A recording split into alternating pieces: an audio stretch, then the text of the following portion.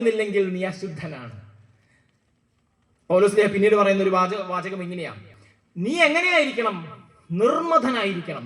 ഏറ്റവും നല്ല വാക്ക് സുറിയാനിയുടെ തർജ്ജമയാ അലർട്ടായിട്ടിരിക്കുന്നവൻ എന്നർത്ഥം, ജാഗരൂകനായിട്ടിരിക്കുന്നവൻ. അപ്പൊ നമ്മുടെ കർത്താവ് പറയുന്നതും സുറിയാനി പിതാക്കന്മാരൊക്കെ പറയുന്ന ചില കാര്യങ്ങളുണ്ട്. ഈ അലർട്ടായിരിക്കുന്നവർ രണ്ടാൾക്കാരാണ് ഏറ്റവും അധികം അലർട്ടായിട്ടിരിക്കുക. ആരൊക്കെയാണെന്നറിയോ? ഒന്നാ അതിർത്തിയാക്കുന്നവര്, സുറിയാനിയിൽ ഗബ്ബാറ എന്ന് പറയും.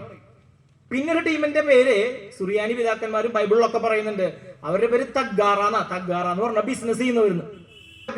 ഈ രണ്ട് പേരും നമ്മളുടെ വേദപുസ്തകത്തിൽ നിറഞ്ഞു നിൽക്കുന്നുണ്ട്. പിതാക്കന്മാരുടെ പഠിപ്പിക്കലൊക്കെ കാണാം. ഗബ്ബാറ, തഗ്ഗാറ. ഗബ്ബാറ എന്ന് പറഞ്ഞാൽ വീരന്മാര്, തഗ്ഗാറ എന്ന് പറഞ്ഞു കഴിഞ്ഞാൽ കച്ചവടക്കാര്, വ്യാപാരികൾ, വ്യാപാരം ചെയ്യുന്നവർ. വേദപുസ്തകത്തിലെ വ്യാപരിക്കുക എന്നുള്ള വാക്കിനൊക്കെ ഈ സുറിയാനി വാക്ക് ഉപയോഗിക്കുക, വ്യാപരിക്കുക. വിഷയം ഇപ്പൊ കഴിയും. കർത്താവ് പറഞ്ഞ ഏറ്റവും മനോഹരമായ വാക്ക് വ്യാപാരിയെ കുറിച്ചാ. സ്വർഗരാജ്യം നല്ല മുത്തന്വേഷിക്കുന്ന വ്യാപാരിയോട് സദൃശം.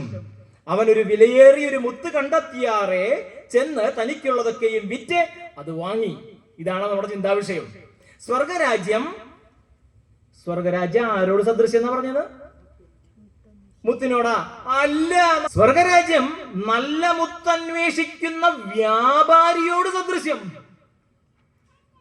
വ്യാപാരി, മർച്ചൻ, തഗ്ഗാറ. വിറ്റ് അത് വാങ്ങുന്ന വ്യാപാരി, ആ വ്യാപാരി വാങ്ങുന്ന മുത്തും വ്യാപാരിയും അത് ചേർന്നതാണ് സ്വർഗരാജ്യം.